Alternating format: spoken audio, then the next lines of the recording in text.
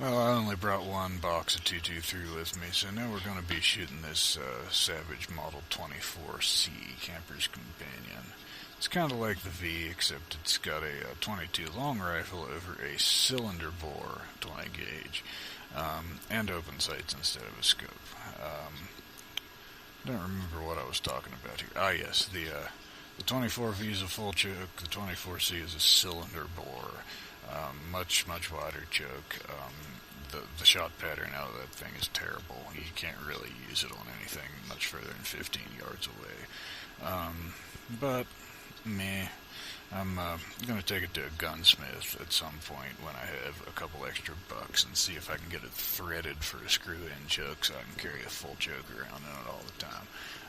I think the barrel may be too thin to be threaded, though. I'm not sure.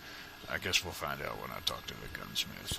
I really hope that I can though, because if that shotgun barrel had a little bit more of a tighter pattern, it would be an awesome gun. Aside from the fact that it weighs absolutely nothing and beats the crap out of you when you shoot high-powered shotgun shells through the thing. I don't remember what I was talking about here. I guess I was just walking around and shaking the camera to try to give you all a head. Ah, yes, I was talking about regulating Savage 24s. Very important here. Alright?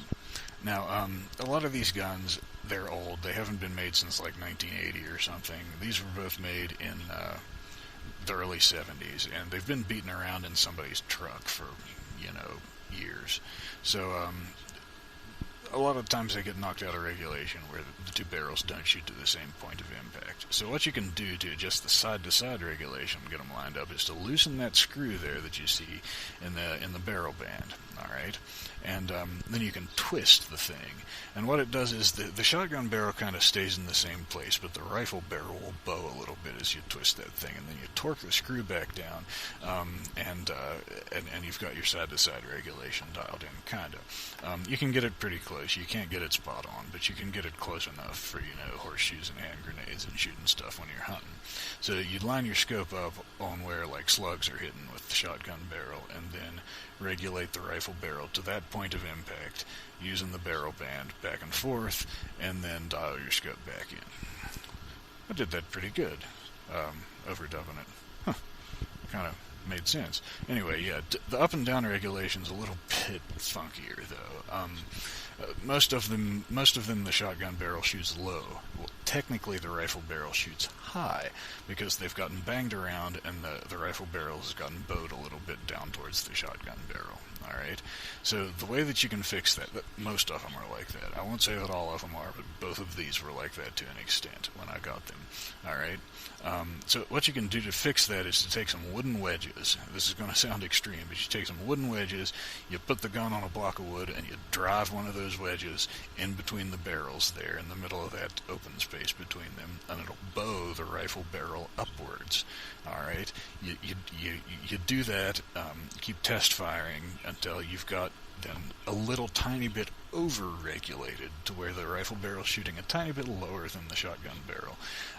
And then pull your wedge out, and the barrel will bow back a little bit, but not all the way, and hopefully they'll be fairly close. It's kind of drastic, but there's no other way to do it with these guns, aside from paying a gunsmith $1 million zillion to, unsolder them and do a bunch of stuff that's probably not necessary. But this 24C, it shot like 2 feet low at 25 yards with the shotgun barrel when I first got it. But we got it, dialed back in pretty good. It still shoots about 6 inches low with slugs, but slugs shoot a little low anyway, and it doesn't really matter so much a distance like that when you're shooting shot. The 24V, it was a lot closer. It shot a little to the right, and it still does a little bit, but it was only like 6 inches low, and I wedged it a little bit, and I got it within 4 inches, and that's close enough. You can do some Kentucky windage and not, without too much trouble with them shooting that close together. So yeah, if you ever need to, if you ever get an old Savage 24 somewhere and the barrels aren't shooting right together, then that's what you do to fix it up, kinda. So, okay, we're gonna shoot some 22 here. I think I already shot up all of my slugs earlier, so we don't have any slugs to shoot.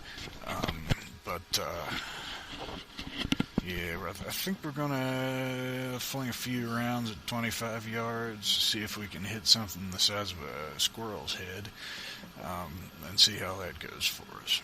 Here we go. I think, eventually. Yep, there we go. Alright. 25 yards, open sights, 3 shots.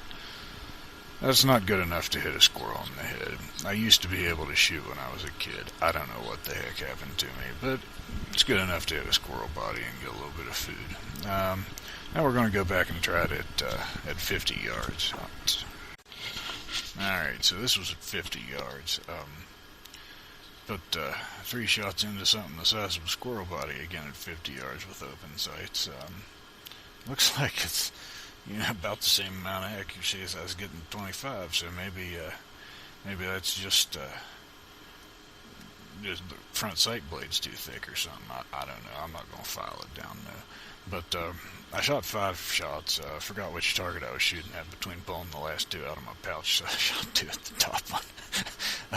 And they didn't group near as good. I probably shouldn't show them to you at all on the top. But both of those 24s, if you clamp them down and do an actual accuracy test on them instead of test whether I can or cannot shoot, which I cannot. But if both of those barrels, if you clamp them down to something, they will throw clover leaves all day. They're probably the most accurate rifle barrels I've ever shot, except for an old Marlin single shot 22 I got in the back somewhere. So yeah, good guns. Alright, so that was the Savage 24C. That's my backpacking gun. It breaks down real nice.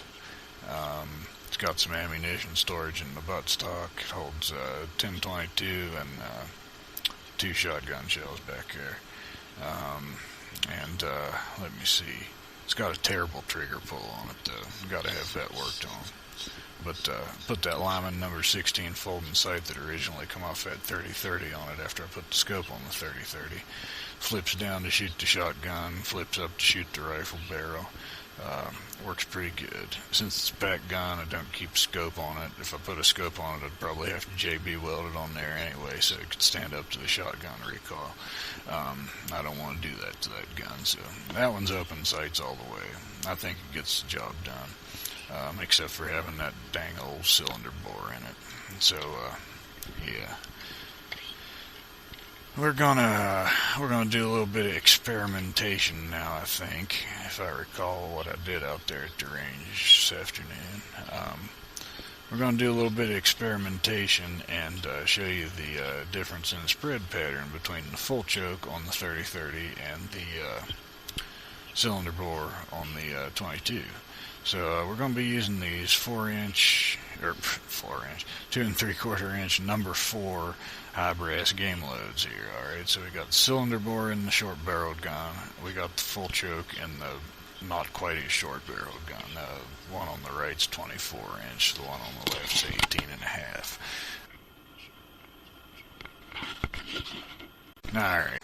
Alright, so snapped one off. Didn't really aim too much, probably should have. But looks to me like the most of the patterns there where I was just rubbing, and there's a few floaters, out there on the edges. But the vast majority of that spread pattern is concentrated right there. It's about the size of your hand. That's plenty of shot coverage. You can kill pretty good with a shot like that. Yeah, about the size of your hand. That's a 25 yards, so you'd still have passable coverage out beyond that, out to say maybe, I don't know, 35, 40, maybe 50 yards if you were shooting something small. Let's try this on. Alright, so shot at the bottom target with the cylinder bore 20 gauge, and got that hand size pattern with the full choke at the top, but the cylinder bore, my gosh, it put shot all over the place, unevenly.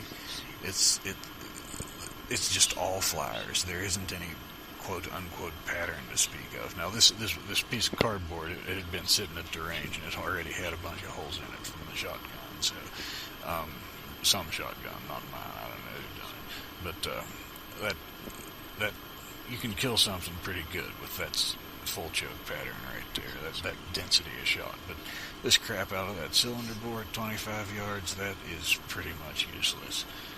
You're just gonna make stuff mad or wounded. You really got to be within 15 yards to kill anything, and it's got to be something small with a cylinder bore like that. I don't know why they didn't put a choke in this thing. Freaks me out. Yeah, I guess dims and breaks. I don't remember what I was talking about right here, but I like a full choke in my 20 gauges. Now, like in a 12 gauge or something, you got a whole lot more shot flying down range. So, I like a modified choke in a 12 gauge. You get the same shot coverage, but it's, twice as big. But you've got the same amount of, shot per inch, right? So with a 20 gauge, you've got to choke it down and shoot more accurately. Whereas with a 12 gauge, you can open up the choke a little bit and, blast away if that's what you want to do. Yeah. The only reason I got both of them in 20 gauge is because, well, one, the 24C is only 20 gauge, but it's a lot lighter. The 20 gauge versions of the Model 24s are. They're a lot lighter than the 12 gauge versions. The 12 gauge versions are heavy. Alright, so, right here I was talking about those two little belt pouches that I used to carry ammunition. I've got one for the 22 and one for the 30-30. They go on your belt. They came from some military surplus store, but they're not actually military issue, I don't think. But I keep my rifle rounds in that little front pouch, be it 30-30 or 22, whichever one it is. And it's just empty brass right now. I used up all my 30-30 ammunition I had in there and brought up with me. And then in the big pouch on the inside, I take my shotgun shells and I repack them into those 5-round slug boxes so that they're kind of handy sized. And I carried 2 boxes of those slugs for a total of 10. That's just an extra slug there. It's a big old 1-ounce slug I use for, shooting bear and stuff. If one turns up and tries to eat my food or something. But yeah, I carry 10 of those slugs, 2 boxes. 2 boxes of number 6 shot for birds and small game, and 2 boxes of number 4 shot for larger game like turkeys, and for, pest type animals like coyotes, polecats, that kind of stuff. So, you'll make sure they die pretty good. So the number 4 shot will kind of tear up a smaller animal a little bit. Anyway, yep.